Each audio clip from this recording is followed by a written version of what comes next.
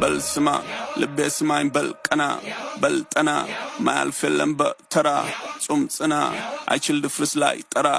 ላይ ቀና ሌት ላይ ሻል ላይ በራ አትዘን ሐዘን ለማያውቅ ነፍስ ነው አውቀሃል ያወቀ ቀና መልሱ ነው ቀና ሚል አንድም ልቡ ደነደነ ቀና ባይ አንድም ጌታ መሰገነ ያ ቀና ባይ ክዶህ ጣለህ አድጦ ሲቀር ያ ቀና ባይ ደርሶ ወለዳ ምጦ ፍቅር ያ ቤቴ ውስጥ ጂም አለ